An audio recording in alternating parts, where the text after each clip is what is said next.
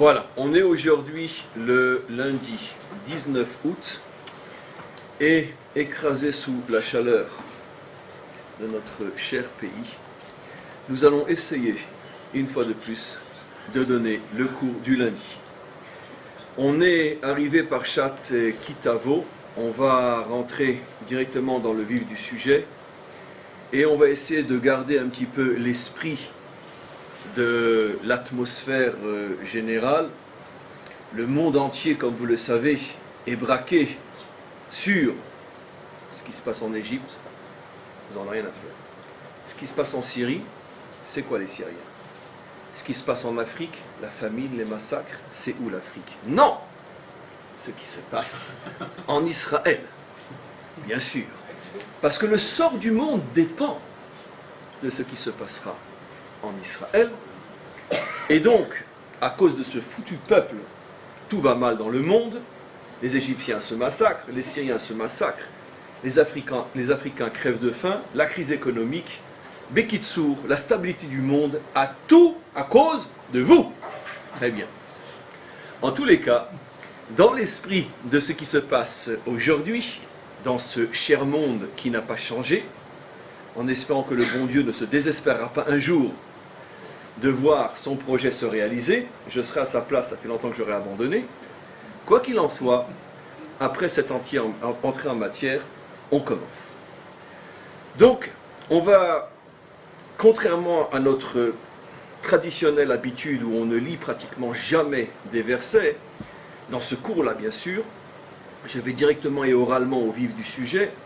Aujourd'hui, je voudrais malgré tout appuyer mon cours grâce à la lecture de quelques versets et surtout d'un balatourim très très important qui va nous permettre de percer un mystère extraordinaire. La paracha commence de la manière suivante. Ve'aya kitavo el haaretz.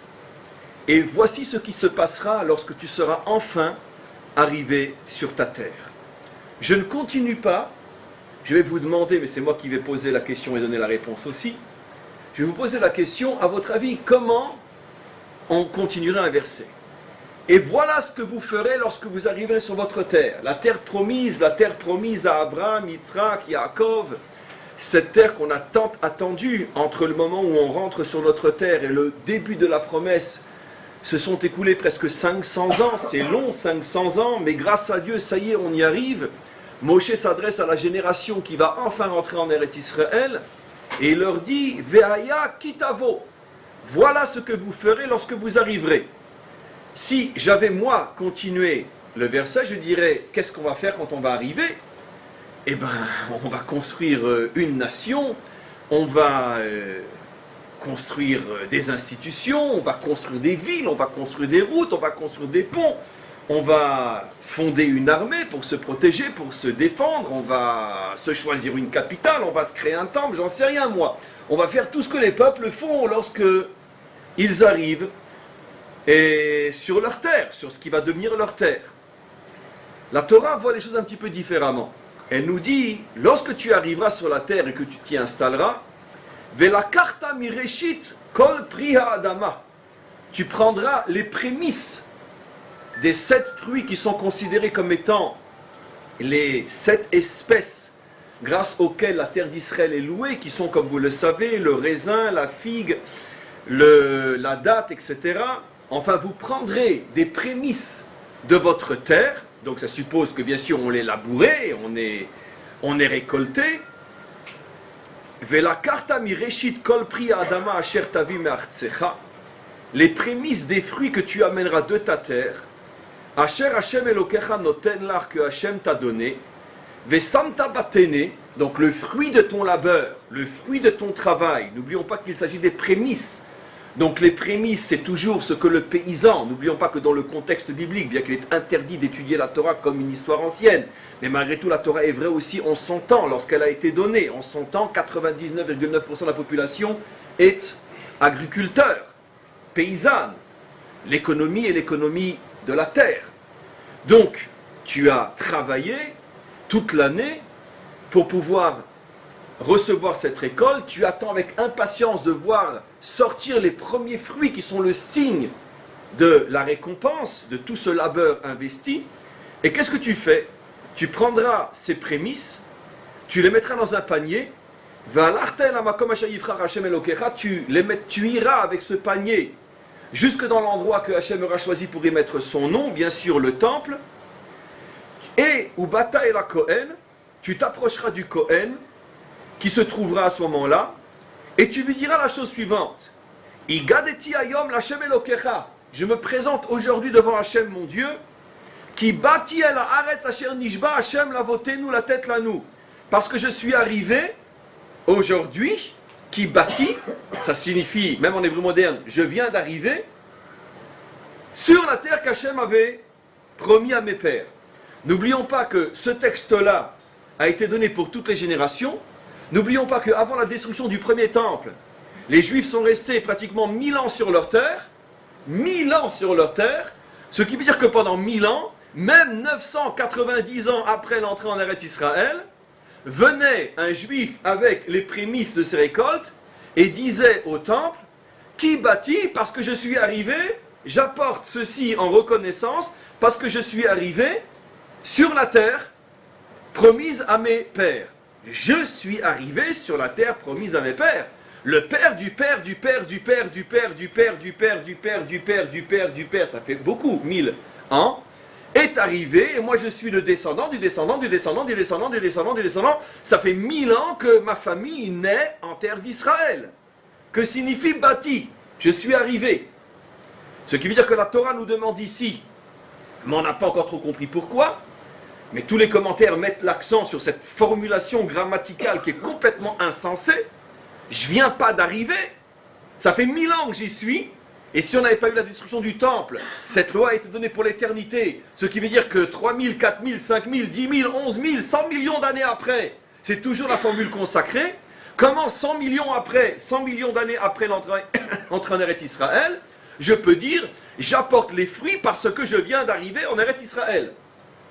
Donc ici c'est clair que l'intention est de nous montrer que par cette mitzvah, le peuple juif arrive à se renouveler sur sa terre au point de sentir, même 1000 ans après, qu'il vient d'arriver. Tout le monde comprend ce que signifie, même à un niveau extrêmement simple et extrêmement humain, l'importance de ce renouvellement. D'accord? Alors, on va parler de Pierre et de Paulette, parce qu'on va parler de nous, bien sûr. Mais Pierre et Paulette, le jour où ils se sont mariés, ils avaient 24 et 25 ans. 25 pour lui, pour Paul, et 25 Pierre, Paul, Paulette, d'accord. Le jour où ils se sont mariés, mais qu'est-ce qu'ils s'aimaient? Ma douce, ma jolie, mon amour, mon Gan Eden, ma tendresse, mon avenir, mon tout. D'accord. Ça, c'était le jour du mariage. Une semaine après, 15 jours après, les mêmes 2 mois après. Ça va? Passez une bonne journée? Hein, ma tendresse? 2 ans après, 10 ans après, 30 ans après. Tu pourrais me rappeler ton nom, s'il te plaît? Oh! Il y a une blague comme ça. Je l'ai déjà raconté 100 fois, les gens vont me crier dessus si je la raconte encore une fois, mais vous l'avez jamais entendu. D'accord? Très très vite, ces 2 copains de classe, 60 ans après, ils se retrouvent au hasard d'une visite dans la rue. « Ah, mais qu'est-ce que tu fais là? Tu te souviens, on était en secondaire, en primaire ensemble. J'étais de passage. Allez, viens avec ton épouse, on vous invite ce soir à la maison. » Les 2 couples ont 60, 70 ans, etc. Alors voici qu'il est invité, il est à sa table, et puis il entend son ancien camarade de classe, qu'il n'a pas vu depuis 50 ans. Il entend « Ma chérie, ma colombe, mon velours, mon Gan Eden, mon paradis, mon tout, ma... » Il se regarde, lui et sa femme, il dit « Alvaï, allez-nous, qu'on arrive à se parler comme ça. » À la fin de la soirée, il va voir son copain, il dit « Mais comment tu fais 50 ans de mariage, comment tu fais pour lui parler encore comme ça ?» Il dit « Chut, je ne me rappelle plus comment qu'elle s'appelle. » Alors ma chérie, mon tout, machin, mais il a oublié qu'elle s'appelle Sarah. Bon, c'est pas grave, c'est une presque blague. Quoi qu'il en soit, même si on se rappelle de son nom, est-ce qu'on s'intéresse à elle véritablement? Quoi qu'il en soit, on comprend, mais après tout, c'est pas une critique. Avec le temps, tout s'en va, il y a une usure. Les piles vont d'air ne s'usent que quand on l'on s'en sert. Très bien. Tout s'use, le corps s'use, tout s'use dans ce monde. Tout s'use. Et d'ailleurs, ce qui est extraordinaire, c'est que quand la Torah, Parshat Veitranan, s'il vous plaît, il n'y a pas si longtemps que ça, il y a 2-3 parachiotes, Je peux continuer mon cours, messieurs? Quand la Torah nous présente la raison d'être de l'exil, dans cette fameuse parashat Vayitranan, que l'on lit à Tisha B'Av, le passage choisi par nos maîtres, parce qu'il y a effectivement différents passages qui parlent de l'exil, entre autres dans notre parasha, or extraordinaire, alors qu'il y a de nombreux passages dans la Torah qui parlent de l'exil, du futur exil, avec une violence terrible, entre autres dans notre parasha Kitavo, mais ce n'est pas le sujet aujourd'hui. Nos maîtres ont choisi que la lecture du texte biblique qu'on lit dans les synagogues le jour de Tisha B'Av soit un texte empreint de Parashat Vayitranan, qui n'est pas un texte tellement terrible, mais extrêmement révélateur. Vous savez pourquoi? Parce que là-bas, la Torah révèle le pourquoi, la raison de l'exil. Lorsque vous aurez vieilli sur votre terre, Venoshantem ba'aretz yashan. Je dis souvent, quand on est arrivé ici en Israël, j'espère pour vous, pour moi, pour nous tous, qu'au moins pendant quelques jours, on ne crachait pas par terre et on ne jetait rien sur le sol. Quand on est arrivé, 20 ans après, 25 ans après, 30 ans après, on ne jette rien par terre, peu importe qui, peu importe. Mais au début, on le faisait pareil. C'est la terre d'Israël, c'est la terre sainte. Mais Kitsour, tout le monde comprend qu'il y a un vieillissement, il y a une usure dans le couple, dans tout ce qu'on aime, dans la relation avec la terre et dans la relation avec Dieu aussi. Avec le temps, tout s'en va. On vit dans le monde de l'érosion, de la vieillesse et de la mort. Personne n'échappe à la règle. La Torah ici vient nous apprendre quelque chose d'extraordinaire. Comment faire pour empêcher ce peuple de partir en exil? Comment faire pour empêcher ce peuple de sombrer sous la loi fatale du Venoshantem? Vous vieillirez. Comment faire pour que 1000 ans après que les ancêtres de mes ancêtres, qui étaient eux-mêmes les ancêtres de leurs ancêtres, comment faire pour que 1000 ans après ma présence en Israël, je puisse encore ressentir quand j'arrive au temple, bâti, je viens d'arriver, avec le même enthousiasme, la même jeunesse, que quelqu'un qui Béhémet vient d'arriver. La Torah nous dit, le secret, c'est d'amener les prémices de ta terre au temple et les donner au Kohen. Je ne dis pas que j'ai expliqué, mais en tout cas, je suis au niveau du comment.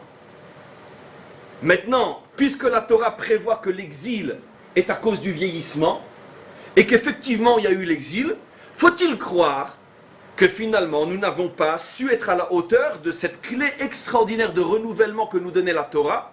Nous avons vieilli sur notre terre et tout a vieilli. La relation avec Dieu a vieilli, la relation avec la Torah a vieilli, l'amour de la terre a vieilli, l'amour du peuple a vieilli, l'amour de tout a vieilli. Et quand on vieillit, on meurt. Une nation qui meurt pour toutes les nations du monde signifie la disparition de la nation de la civilisation. Le peuple juif a eu la chance, parce qu'il a accepté l'alliance, que son décret de mort, qui existe pour tous les peuples, sans exception jusqu'à aujourd'hui, après l'état de vieillissement, l'empire égyptien, babylonien, byzantin, et grec, romain, etc., tous y passent. Abraham, disent nos maîtres, a obtenu du maître du monde que le déterminisme de ascension, vieillissement, mort soit remplacé chez nous par ascension, vieillissement, exil. Et nous l'avons vécu, ça a marché, on est revenu. Donc, quoi qu'il en soit, on n'a pas échappé au déterminisme de l'histoire, parce qu'on n'a pas su utiliser la clé qu'Hachem nous avait donnée pour rester jeune, qui bâtit, car je viens d'arriver. Le problème, c'est qu'il va falloir comprendre qu'est-ce qui s'est passé. Est-ce que cela signifie que, tout d'un coup, pendant des décennies, le peuple juif n'apportait plus les prémices, ou bien il les apportait, ce que je préfère dire, mais comme toujours, c'est vérifier ce principe implacable de la Torah. Attention à celui qui se contente d'une Torah qui ne concerne que son corps. Faut-il aussi que la Torah concerne ton âme? Ça veut dire que ça ne suffit pas de faire Shabbat, il faut aussi être dans Shabbat. Shabbat. C'est-à-dire, c'est pas seulement mon corps qui doit être dans Shabbat, on ne touche pas la lumière, etc., etc. Il faut aussi que ton être soit dans Shabbat. Que signifie que ton être soit dans Shabbat au moins une fois par semaine? Est-ce que oui ou non, tu prends conscience que tu reviens, que tu retournes à la source, que tu te reconnectes au sens profond, le pourquoi de l'existence? Est-ce que tu sens en toi un renouvellement qui te donne envie de repartir d'une manière positive, fondamentale, pour réaliser ton projet sur Terre? C'est ça Shabbat. Parce que si c'est uniquement ton corps qui fait Shabbat, c'est extraordinaire. Mais c'est pas encore le vrai Shabbat. parce que la Torah a été donnée au corps et à l'âme. Et très souvent, on se contente d'accomplir la Torah au niveau de notre corps, mais notre âme n'y est pas toujours. Lorsque l'on prie et qu'on dit Shema Yisrael Hashem Elokeinu Hashem Echad, on reconnaît que Dieu est un. Est-ce que c'est ma bouche qui l'a dit ou c'est moi qui l'ai dit? La preuve que c'est pas moi qui l'ai dit, mais ma bouche qui l'ai dit, la preuve, c'est que 5 minutes après, la moindre contrariété, le moindre souci, on s'écroule. Mais attends, tu viens de dire que Hachem est un, que rien n'échappe à son contrôle. Pourquoi tu as peur? Pourquoi tu as des angoisses? Pourquoi tu as des paniques? Pourquoi tu te mets en colère? Pourquoi tu sombres? Où est ta tristesse? Tu as dit que Dieu est un. Donc c'est pas toi qui l'as dit, c'est ta bouche qui l'a dit. Facile à démontrer, et c'est comme ça que ça fonctionne. Donc il est possible qu'Israël a continué à apporter des prémices, mais c'est sa main qui a apporté les prémices. Mais lui n'était plus dedans. Et ça, on va voir ce que cela signifie. On continue juste un petit peu pour l'instant à décortiquer le texte. Regardez la suite. Le Kohen prend le panier de mes mains, il le met devant l'autel, avec un A, A-U, et à ce moment-là, le paysan reprend la parole, le paysan, vous et moi, bien sûr, dans les deux sens, on est de vrais paysans. Ve'anita ve'amarta lifne Hashem. À ce moment-là, une fois que le panier est posé, nous disons devant Hachem, alors là, c'est du surnaturel, je vais vous expliquer pourquoi. On veut maintenant marquer notre reconnaissance, on veut remercier Hachem de nous avoir fait arriver en Israël. Moi, enfin plutôt il y a 1000 ans, je viens d'en parler. Et comment qu'on exprime ce remerciement? On dit, Arami Oved Avi, l'araméen, qui fait allusion, comme on le sait, d'Irachi à Lavan, qui était Lavan à Arami, l'araméen a voulu détruire mon père. Vayered Mitzraïma, il est descendu en Égypte. Vayagor Sham Bimtemeat, il s'est retrouvé au départ là-bas un tout petit nombre, 70 personnes. Vayisham les Goy Gadol Atsum Verav, mais là-bas on est devenu un peuple très grand. Et quand les Égyptiens ont vu qu'on se multipliait, vous connaissez tous l'histoire, Vayareu Otanu Mitzrim, ils ont commencé à nous faire du mal. Et donc a commencé l'exil, des siècles d'exil. Vanitzak el Hashem Eloka Avotenu. Nous avons crié, prié vers Hachem, il a vu notre souffrance, il nous a sortis d'Égypte avec une main forte, un bras tendu et avec des signes. Et il nous a amenés jusqu'à cette terre où coule le lait et le miel, et en recommençant on dit Ve'ata ine veti et reshit pri adama. Et c'est pour ça, en reconnaissance, que je t'apporte ces prémices-là. Bon, ce texte paraît, vu de très très haut, comme dans un avion où on voit la terre pas plus grande qu'une bille. Ça paraît bon, très bien, on remercie Hachem, on est descendu en Égypte, etc., etc. Mais si on réfléchit un petit peu, on dit, mais qu'est-ce que c'est cette histoire-là? Attends, je ne comprends pas. Tu veux remercier Hachem, tu n'as rien d'autre à dire que cette histoire de Lavan avec Yaakov? Il s'en est passé des choses depuis. Au moment où les Juifs rentrent sur leur terre, l'histoire de Lavan et Yaakov s'est passée il y a combien de temps avant? Plus de 500 ans. Et comme ce commandement est censé nous accompagner pendant tout le temps où on est en Israël, ça veut dire que 1500 ans après, pour ne parler que de la destruction du premier temple, 1500 ans après, ce que doit dire un Juif, c'est « je me souviens du mal que Lavan a voulu faire à mon père Yaakov ». Enfin, je veux dire, entre-temps, il s'en est passé des choses. Entre-temps, 1500 ans d'histoire, il y en a eu des ennemis qui se sont levés contre nous. Et toute l'histoire de la conquête, et toute l'histoire des juges, et toute l'histoire des rois, et l'histoire de David. Mais il y en a eu des événements.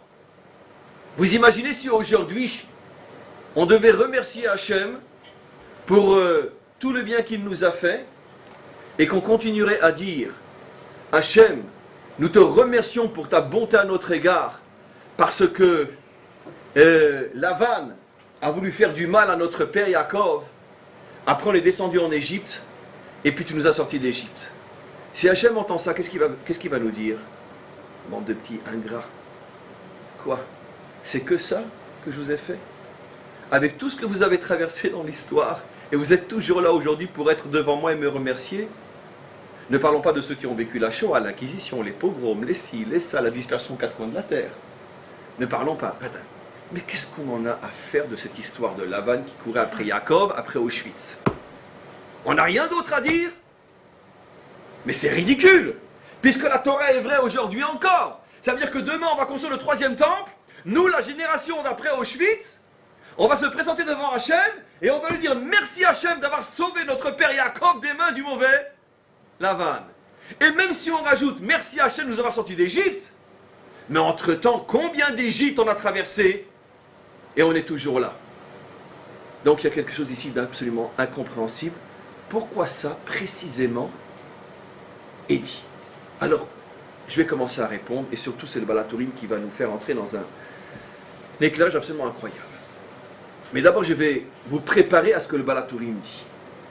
Combien de fois je vous ai dit, et ne vous inquiétez pas, tous ceux qui me suivront encore pendant des années, si Dieu veut, vous le entendrez encore des centaines de fois, la Torah, sa force, sa puissance, sa sagesse, c'est qu'elle ne parle jamais de ce que tout le monde sait et voit. Elle ne met le doigt que sur ce que personne ne voit, n'imagine et n'aurait pu penser. C'est-à-dire quand la Torah, elle parle d'un mal, elle le prend toujours à l'origine. Parce que quand tu veux soigner et réparer, c'est plus lorsque la maladie apparaît, explose dans tous les endroits du corps, c'est si tu es suffisamment sage pour la capter au moment où tous tes collègues te diront mais non, mais t'exagères, il n'y a rien encore, parce qu'il a un petit peu éternué. Oui, mais je sais que quand on éternue avec plus du côté de la narine gauche, ça signifie que... Mais arrête tes histoires. Non, je vois déjà un signe de quelque chose qui peut après dégénérer. C'est idiotie ce que je viens de dire, c'est une manière de parler. La Torah, elle met le doigt, pas sur les phénomènes évidents. Évidemment qu'il faut remercier Hachem pour exister encore après la Deuxième Guerre mondiale, après les Cosaques, après les croisades, après l'Inquisition, après l'exil, évidemment. Mais ça, je n'ai pas besoin d'un texte biblique pour le dire. C'est le bon sens, c'est la politesse même. Parce que c'est tellement évident qu'il faut remercier Hachem. Mais la Torah va mettre l'accent sur un remerciement qui en même temps met le doigt sur le sens de tous nos problèmes. Et c'est ça ce que la Torah veut me faire comprendre. C'est-à-dire que tous les problèmes que tu as eus dans l'histoire ont commencé lorsque Lavan a poursuivi Yaakov. Lavan a poursuivi Yaakov. Tiens. Donc, dans la haine que Lavan éprouvait à l'égard de Yaakov, se cache le secret des camps d'extermination, de l'Inquisition, des croisades, des Cosaques, et de ce qui se passe aujourd'hui, qui est que quoi? Que si le monde va mal, c'est parce que Jérusalem n'est pas divisée en deux. Et que vous ne permettez pas à vos voisins de s'approcher suffisamment près de l'aéroport de Lod pour être à 2 km de vos avions et tirer dessus quand ils seront en vol. C'est pas normal, c'est pour ça que tout va mal. Très bien. La différence entre ça et Auschwitz, c'est une véritable Shoah morale, une humiliation inimaginable que dans un monde qui s'écroule comme il s'écroule, 60 ans après Auschwitz, on puisse encore dire que là se trouve la solution à tous les problèmes humains. Je pense que ceux qui disent encore Neverno, on a compris, ils doivent vite aller chez un psychiatre pour se faire soigner. Parce que Neverno, never know, plus jamais, excusez-moi. On est complètement dedans et on n'est jamais sorti d'Auschwitz. Simplement que Auschwitz se déplace dans le temps et dans ses formes. Quoi qu'il en soit, on continue. Si déjà le problème, la racine de tous nos problèmes se trouve au niveau du conflit entre Lavan et Yaakov, je pose une question.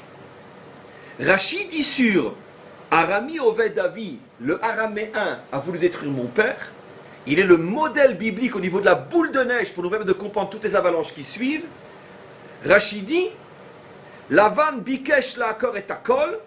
Lavan a voulu tout détruire kesherada fachare Yaakov, lorsqu'il a poursuivi Yaakov.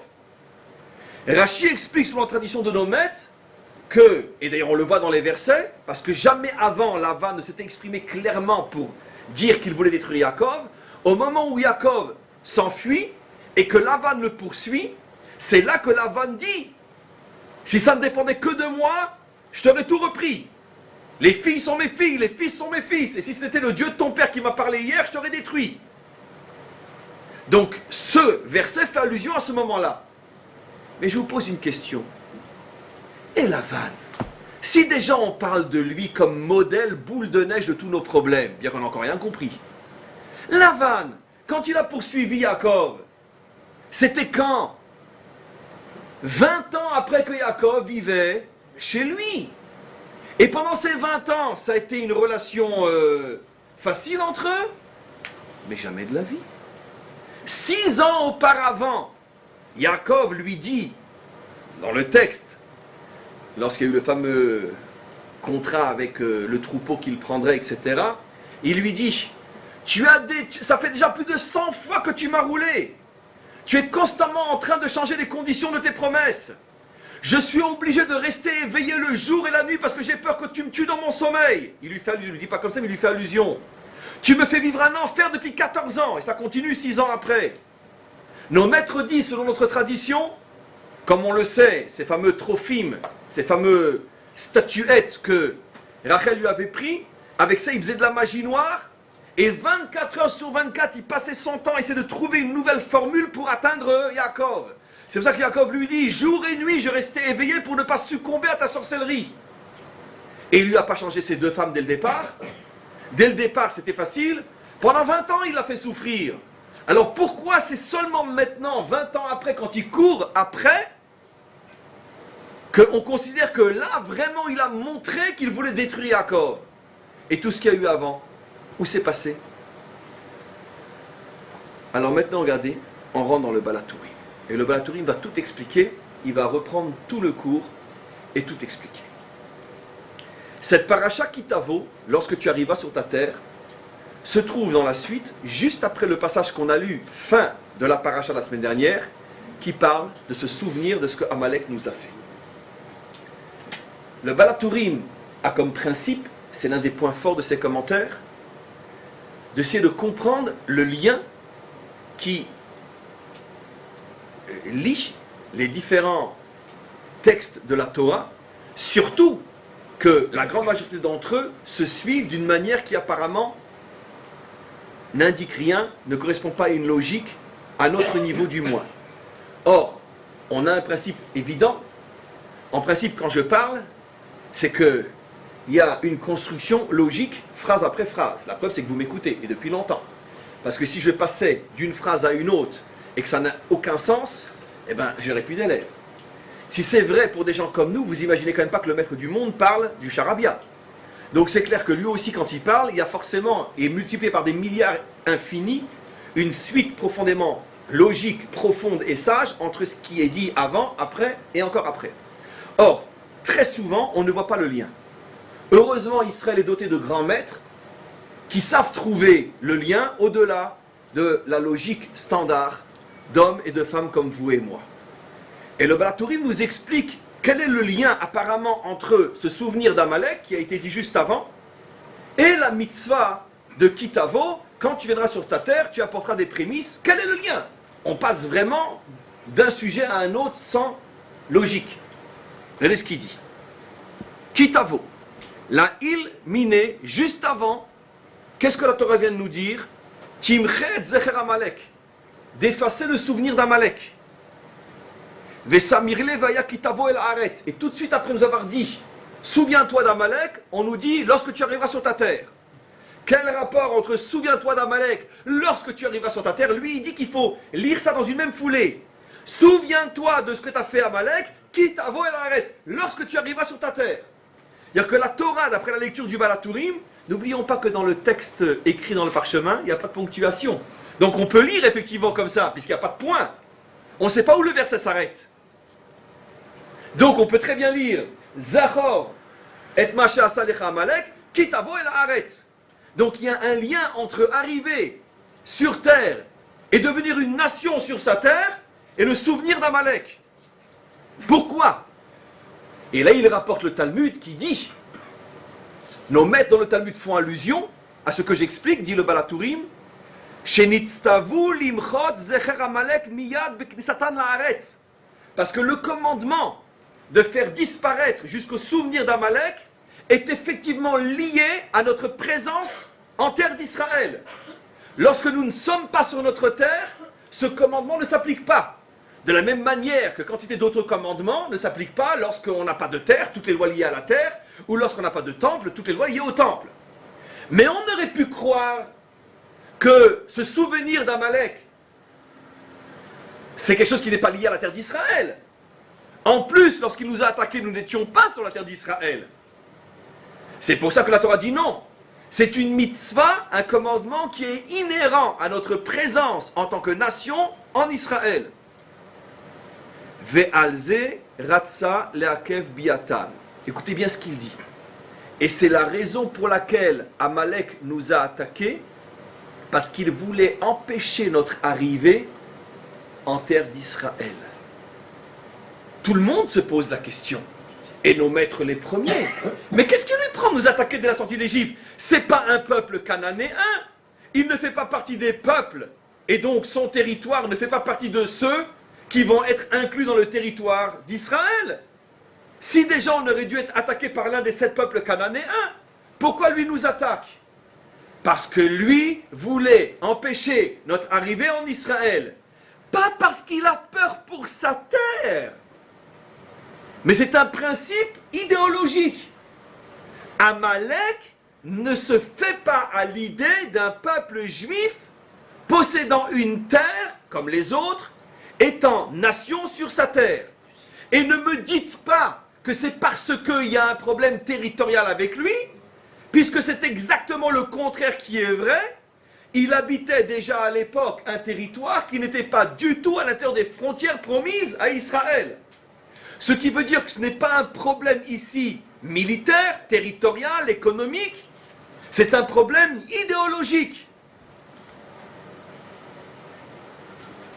Et donc, pour ce à quoi il croit, lui croit que le monde ne peut pas accepter un peuple juif nation, c'est parce qu'il veut préserver le monde d'un peuple juif nation, c'est son idéologie, qu'il nous attaque alors qu'on ne lui a rien fait et qu'on n'avait aucune intention de lui faire quoi que ce soit.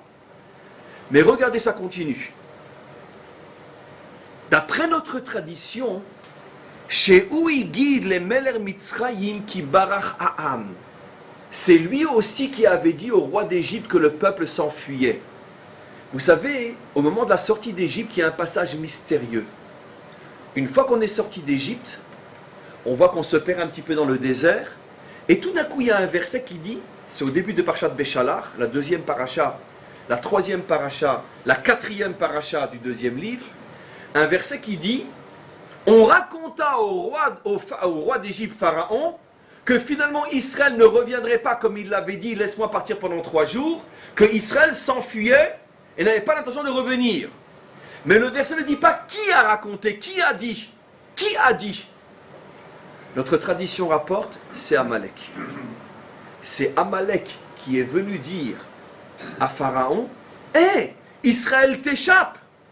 Ça veut dire que d'après notre tradition, avant même d'attaquer visiblement Israël avec des chevaux et des glaives, ce que la Torah nous raconte, d'après notre tradition donc, dans le mystère du texte, il avait déjà agi pour empêcher notre sortie, ou plutôt notre direction vers la terre d'Israël, parce que c'est lui qui avait convaincu Pharaon de reprendre 600 chars avec ce qui lui restait de chars et de ramener Israël en Égypte. Mais c'est pas fini. Vechen, et c'est aussi lui, dit le Balatourim, il guide les Lavan, qui avait dit à Lavan, son ancêtre bien sûr, c'est 400 ans avant, Ki barar Yaakov. On a 2 versets identiques dans la Torah et qui sont dits de la même manière. Quelqu'un a dit à Pharaon que Israël s'enfuyait et quelqu'un, 400 ans auparavant, avait dit à Lavan que Yaakov avait pris la suite. Qui c'est ce quelqu'un? On ne nous dit pas que c'est ce quelqu'un. Balatourim dit l'aïeul d'Amalek. Ça veut dire que Amalek est celui qui était venu dire à Lavan, hé, Yaakov retourne en Israël, il retourne dans le pays de ses pères. Le Balatourim est en train de nous dire ici que Lavan, que Amalek est l'éminence grise qui agit derrière les coulisses, qui dicte aux dirigeants à ceux qui ont le pouvoir, à ceux qui peuvent passer à l'acte. Attention, Yaakov s'enfuit vers sa terre. Ce qui veut dire que le Balatourim ici nous révèle quelque chose d'absolument incroyable. Sur la scène de l'histoire, il y a celui que tu vois et celui que tu ne vois pas. C'est Pharaon qui, avec 600 chars, veut t'empêcher d'arriver en Israël. Mais l'initiative ne vient pas de lui. Quelqu'un lui a insufflé cette initiative. Quelqu'un l'a convaincu qu'il n'était pas bon de laisser Israël se constituer en tant que nation sur sa terre.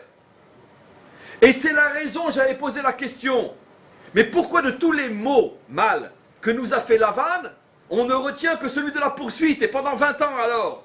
Il y a une différence. Pendant 20 ans, il nous a fait du mal, parce que tout simplement c'est un homme cupide, égoïste, qui voulait nous compresser autant que possible.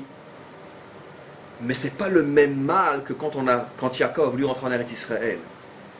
Quand Yaakov a voulu rentrer en Eretz Israël, comme Yaakov avait déjà vécu pendant 20 ans, et que comme le dit lui-même Lavan s'était gracieusement enrichi grâce à la présence de Yaakov, il lui dit, sache que Dieu m'a béni depuis que tu es dans ma maison. Bon, si Yaakov veut partir, qu'il part. Il a fallu que Amalek vienne pour dire, non, ne le laisse pas partir, retiens-le. Lavan lui dit, mais attends, combien je peux le presser? Il y a tout bon citron, et au bout d'un moment, tu le jettes, il n'y a plus de jus. 20 ans, je le presse déjà. Qu'est-ce que je peux encore prendre de lui? En plus, il a vieilli. Il était très âgé à cette époque-là. Amalek lui dit, mais t'as rien compris. Je te dis pas de le retenir parce que tu as un intérêt à le retenir. Retiens-le parce que le monde ne peut pas se faire à l'idée des Juifs sur une terre. Voilà, bien sûr. C'est ça. Ah! Je dis toujours, d'accord? Dans l'histoire, on a tendance, nous, juifs, à dire qu'on a été tout le temps victime de l'antisémitisme. Je dis à haute voix que très rarement. Parce que tout ce qu'on nous a fait, c'est pas du vrai antisémitisme. J'explique.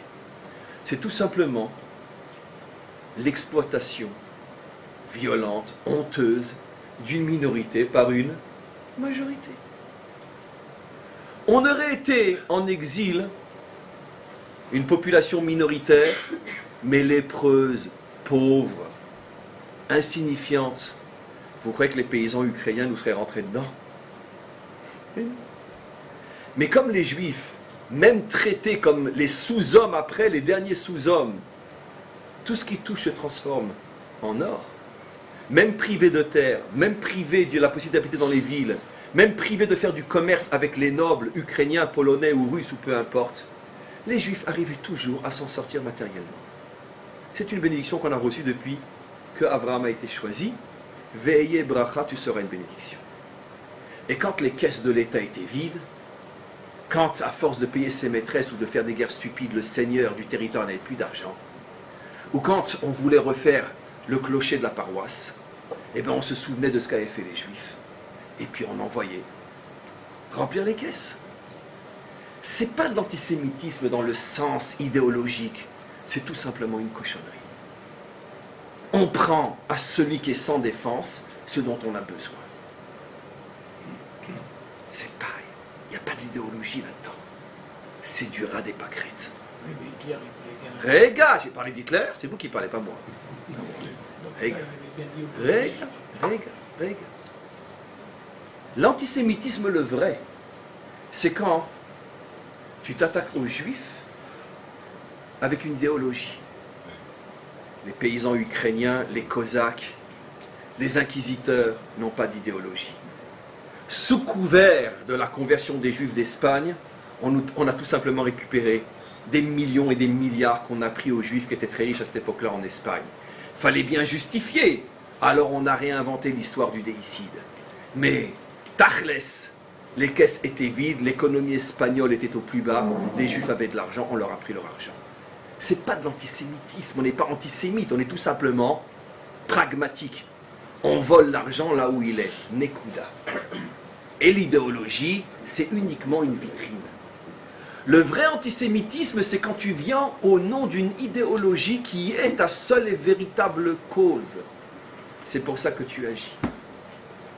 Et la Torah nous révèle que la seule et véritable idéologie anti-juive qui existe sur Terre, la seule vraie, qui est extrêmement dangereuse et la plus meurtrière, c'est que il existe une idéologie qui ne veut en aucun cas permettre au peuple juif d'être une nation avec une terre. Pourquoi? On va voir. Celle-là, c'est la plus dangereuse de toutes. C'est 1 milliard de Cosaques à la fois. Dans notre histoire contemporaine, celle-là, on l'a vue au niveau de qui? Hitler. Hitler. Vous voulez dire le Moufti, vous pouvez rajouter. C'est Amalek. Ça, c'est Amalek.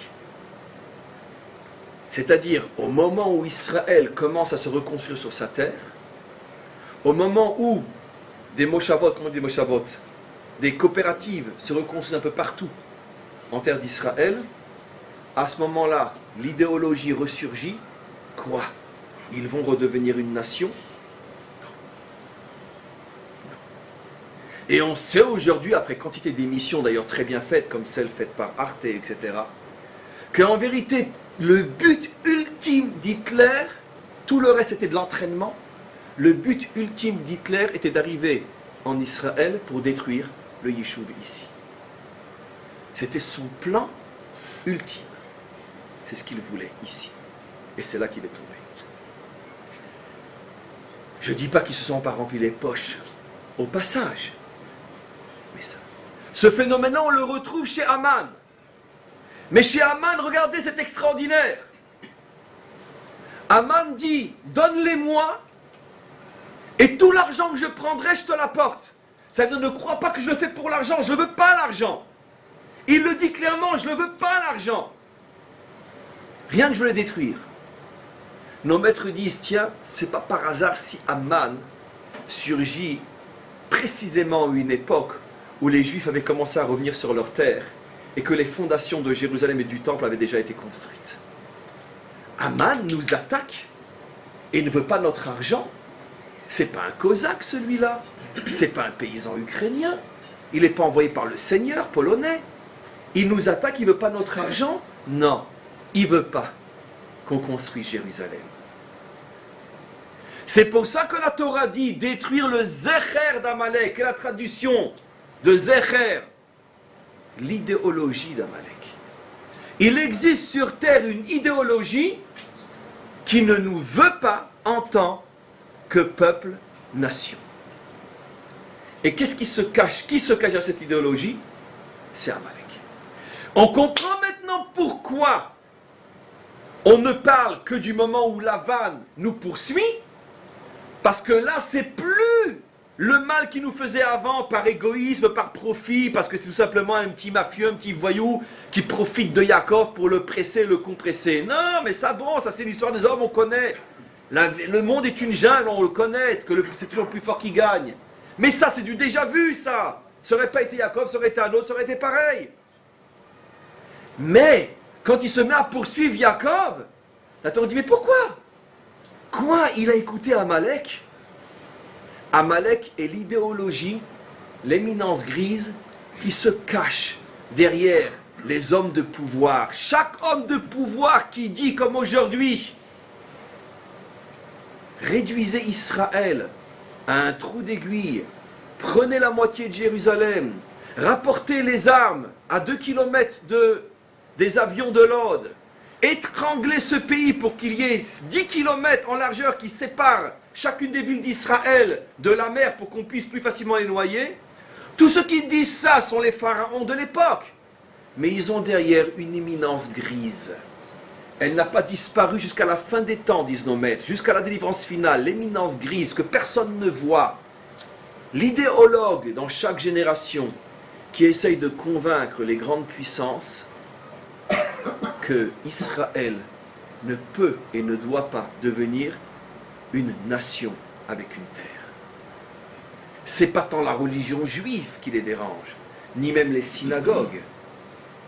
C'est les tracteurs et les institutions d'une nation sur sa terre. Ça les dérange. Alors maintenant, ce phénomène dans la Torah s'appelle Amalek. On a donc compris pourquoi on parle du Lavan qui nous poursuit. On a donc compris pourquoi cette mitzvah de détruire l'idéologie d'Amalek ne peut commencer que quand on est sur notre terre. Puisque quand on est en exil, on ne le dérange pas Amalek. On dérange éventuellement les Cosaques, mais pas Amalek. Amalek, lui, n'est dérangé par nous que quand on est en chemin vers notre terre. À toute façon, quand on s'y trouve. Je vous l'ai déjà dit, et je le redis, je ne cesserai de le redire. Le vote de l'ONU de nous permettre d'avoir un État était une manigance, un complot pour que les Arabes terminent le travail que Hitler, cet idiot, n'avait pas pu terminer. On lui a donné 5 ans. On a refusé de bombarder les rails d'Auschwitz. Nos avions passaient au-dessus des rails. À une époque où on déportait 2000 juifs par jour, les juifs hongrois de 44 à 45. Le monde entier suppliait les avions, les Américains de bombarder les rails. C'est 2000 juifs par jour. On ne peut pas dépenser des bombes pour des civils. Vous supposez que ces mêmes personnes, quelques mois après, tout d'un coup se soucient de l'avenir et du sort de la nation juive? Non.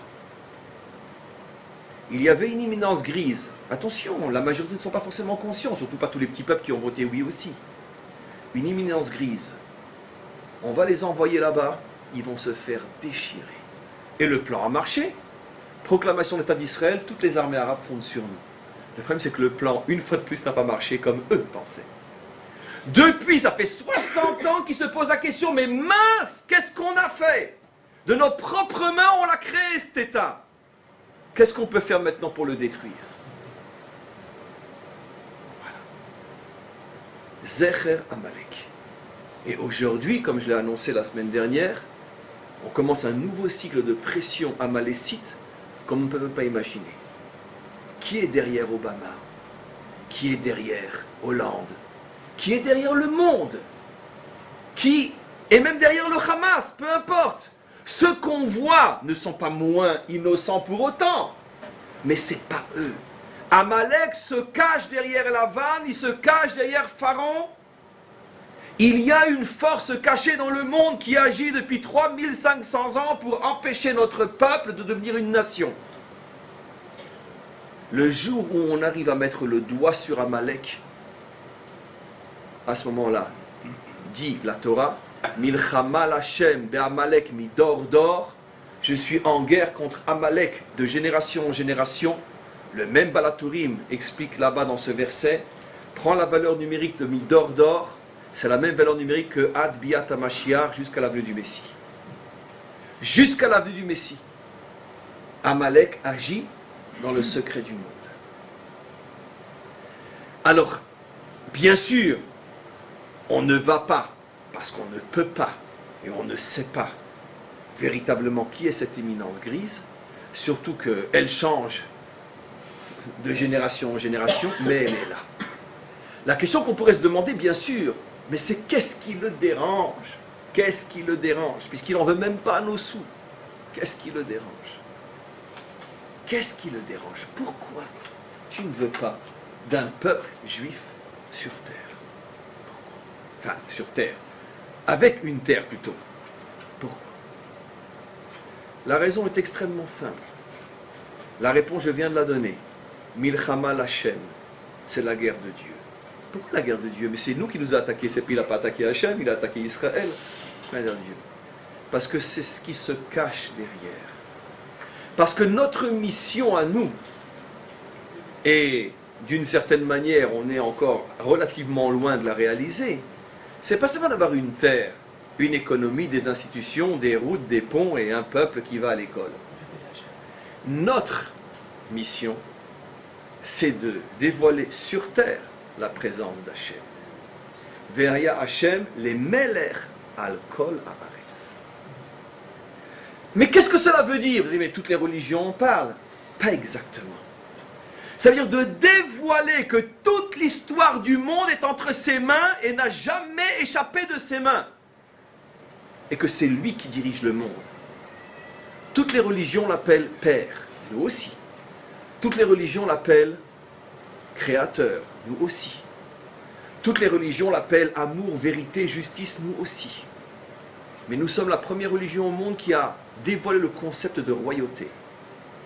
Et quand nous parlons de lui à la fin des temps, nous ne disons jamais il sera Père sur toute la terre, il sera reconnu par toute la terre, il sera la source d'amour, de justice et de vérité de toute la terre, il sera roi sur toute la terre. C'est quoi le concept de royauté? Dirigeant du monde. Enfin quoi, dirigeant du monde? C'est Netanyahou, c'est Obama, c'est Hollande, c'est Poutine. C'est eux qui dirigent le monde. Non, c'est Hachem. C'est pas possible. Comment le monde va si mal? Très bien, effectivement. Très bonne question. Mais c'est ce qui doit se dévoiler. Lui dirige le monde. Et le problème, c'est que si on dévoile qu'il dirige le monde, eh bien tous ceux qui veulent le pouvoir vont se trouver dans une situation de perte de pouvoir. Ce qui veut dire que finalement la guerre d'Hachem dans ce monde, c'est contre tous ceux qui veulent le pouvoir pour eux uniquement. Ah, là est le vrai combat. Ce que je vous dis, je suis sûr que c'est passé dans vos oreilles, mais vous l'avez écouté mais pas entendu. J'explique. La guerre de Dieu dans ce monde, ce n'est pas uniquement, je ne dis pas que c'est pas, mais ce n'est pas uniquement de ramener les hommes à la morale, à la religion, à la croyance, à la foi, ça c'est vrai. Mais ça c'est l'enveloppe, c'est l'extérieur. L'essence même du combat d'Hachem dans ce monde, c'est de prendre le pouvoir de ce monde. Non, je l'ai mal dit, de dévoiler que le seul véritable pouvoir dans ce monde, c'est lui. Et c'est la mission confiée à Israël. Et donc tous ceux qui veulent le pouvoir, automatiquement. Maintenant, le problème, c'est que comme le disait Sartre, et c'est à mon sens, je vais être très méchant, la seule chose de juste qu'il a dit en ce qui concerne les Juifs, parce que sinon c'est un ramassis de bêtises inimaginables qui n'est pas digne de lui, son fameux recueil sur les Juifs. La seule chose de juste qu'il a dit sur les Juifs, c'est que parfois un non-juif comprend un juif mieux qu'un juif se comprend lui-même. Et ça c'est vrai. Personne ne nous a fait autant de louanges définissant ce que nous sommes véritablement. Personne n'est arrivé à comprendre notre essence autant que Bilham, notre pire ennemi. C'est vrai. Mais Amalek comprend mieux qu'Israël la mission d'Israël.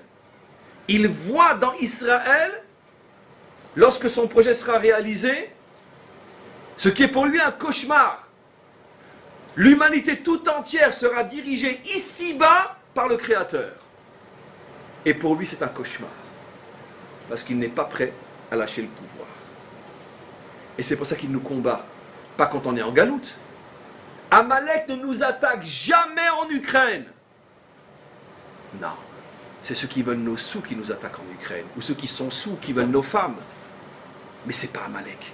Amalek ne nous attaque que quand nous sommes sur le chemin de Jérusalem. Aujourd'hui, l'humanité tout entière, tous unis contre Israël, a adopté Pe-Echad, en une seule bouche, l'idéologie amalécite. Jamais Israël n'a été en présence de l'idéologie amalécite autant que dans notre génération. Et écoutez ce que je vais dire. C'est ce à quoi fait allusion le prophète Yecheskel et toute notre tradition connue même par les non-juifs, la fameuse guerre de Gog. Gog en vérité c'est Amalek. Alors pourquoi on l'appelle Gog puisqu'il a déjà un nom? Nos maîtres disent, tant que Amalek n'est arrivé à convaincre qu'une petite partie de l'humanité qu'il ne faut pas laisser les Juifs être une nation sur leur terre, il s'appelle Amalek. Mais quand il arrivera à convaincre l'humanité tout entière, il s'appelle Gog. C'est la première fois dans notre histoire, même pendant la Shoah ça ne nous est pas arrivé, puisqu'on n'avait pas tous les peuples contre nous, c'est la première fois dans notre histoire, parce qu'on est à la veille de la délivrance finale, que pas une seule nation est prête à nous permettre de continuer à nous construire sur notre terre pour que nous puissions y vivre d'une manière viable. Tous, sans la moindre exception, veulent nous étouffer dans un étau de ce qu'on appelle les frontières de 67, qui rendra impossible la survie des Juifs en Israël, qui mettra fin à l'alia des Juifs parce qu'il n'y aura plus de possibilité de les accueillir, et qui fera qu'on est étranglé de telle manière que de toute façon des milliers d'entre nous vont quitter le pays parce que ça sera plus viable, et les Arabes, au souhait du monde entier, termineront le travail. Jamais le monde ne s'est uni en une seule bouche et une seule voix contre Israël. Jamais dans notre histoire c'est arrivé. C'est la première fois dans notre histoire que nous ne comptons plus un allié parmi les nations. Nos maîtres nous avaient prévenus, ce phénomène s'appellera Gog. Je ne parle pas bien sûr d'individus parmi les nations, il y en a des centaines de milliers, voire des millions, mais ils n'ont pas le pouvoir. Je parle des pouvoirs, je parle des peuples et des nations.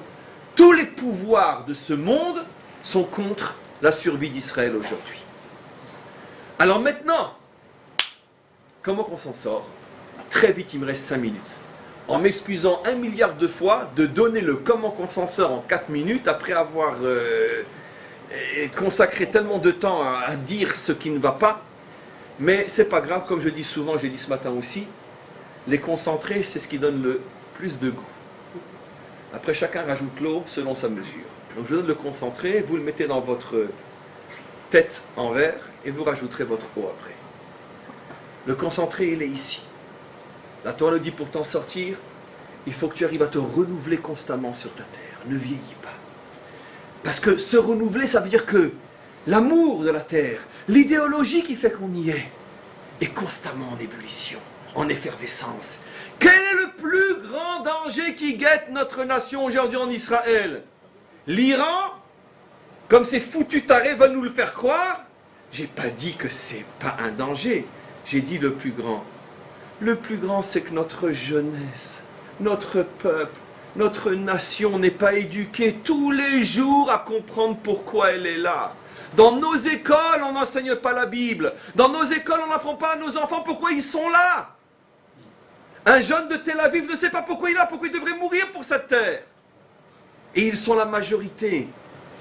Mais si on avait sur cette terre une nation qui se renouvelle constamment dans son amour et son attachement, mais 10 Irans ne nous feraient pas peur, on ne les regarderait même pas. Où vous êtes? Les Iraniens vont nous faire peur à nous, avec la force qu'on a aujourd'hui. Mais ce n'est pas ça le problème. C'est qu'on n'a personne pour activer les canons. Et on en a de moins en moins. Parce qu'il n'y a pas d'éducation. Il n'y a plus de motivation. Au niveau de la majorité, là est le danger. La Torah nous a prévenus. Si vous vieillissez sur votre terre et vous n'êtes pas capable de dire « je viens d'arriver » et qu'en plus tu te dis « qu'est-ce que je fais là ?» Là est le danger. Là est la catastrophe. Alors comment qu'on fait?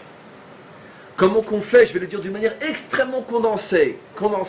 C'est résumé grenadine. Mais le mystère est là. Et, incroyable, c'est aussi le débat aujourd'hui. Toi le paysan, qui est celui qui travaille, qui est celui qui est au contact de la terre, qui est celui qui fait progresser la nation dans son sens corps et matière, tu apportes le fruit de ton travail et tu vas le donner au Kohen.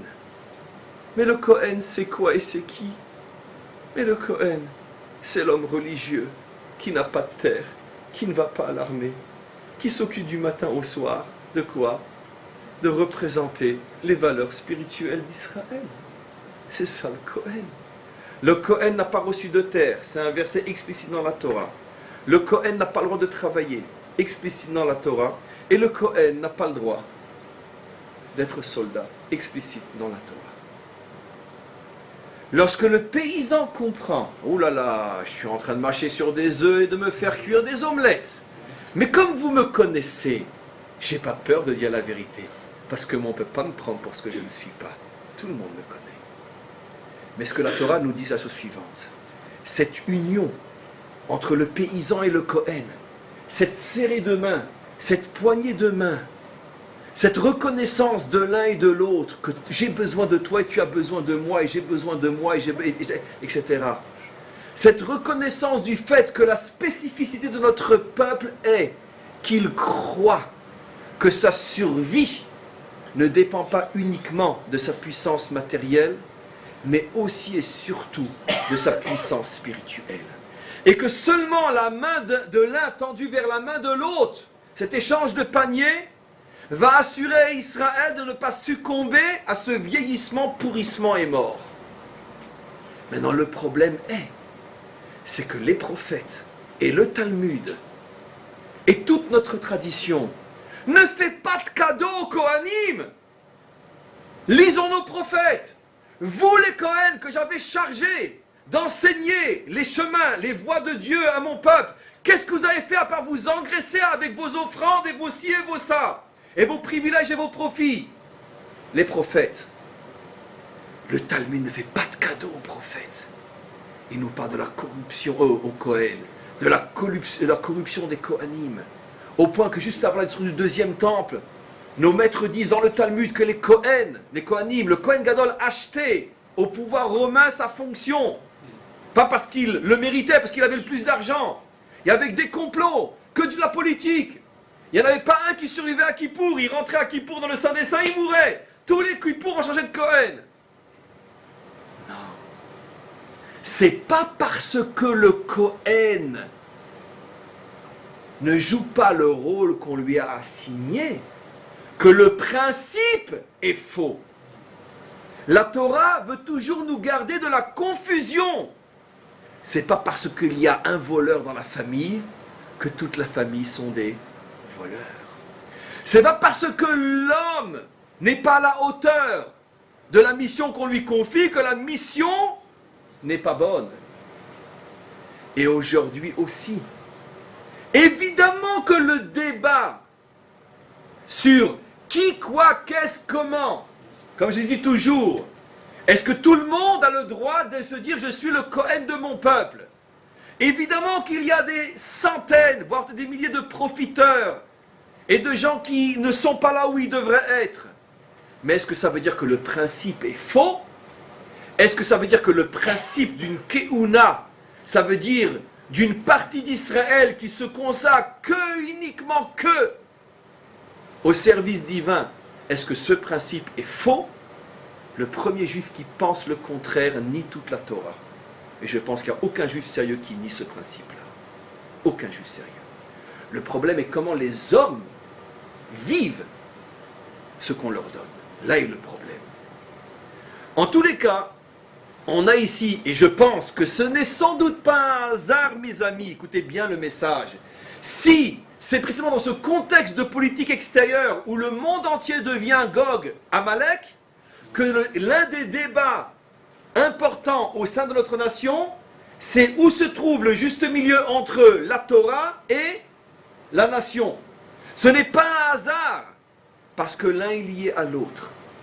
Le jour où Israël arrivera à reconnaître le droit à l'existence et le droit au respect à ces deux forces, la force active et la force spirituelle, et que la force spirituelle se limitera à être ce qu'elle doit être uniquement, et que la force active reconnaîtra la puissance de la force spirituelle comme l'une des causes essentielles de la survie et du miracle d'Israël, et que les deux se serreront la main en disant « Vous et moi, nous travaillons ensemble pour la construction et la survie de notre nation », et que chacun le comprendra sincèrement, que les religieux arrêteront de croire que tout ne dépend que de la lecture des psaumes, et que les non-religieux arrêteront de croire que tout ne dépend que de la puissance de nos armes, tout simplement lorsque tout le monde comprendra que le peuple juif se repose et est posé sur deux forces fondamentales, et que seulement cette croisée de mains permet la survie d'Israël, à ce moment-là, Gog s'effondrera devant les murailles de Jérusalem. Et c'est ce vers quoi on se dirige pour terminer d'une manière ô combien optimiste.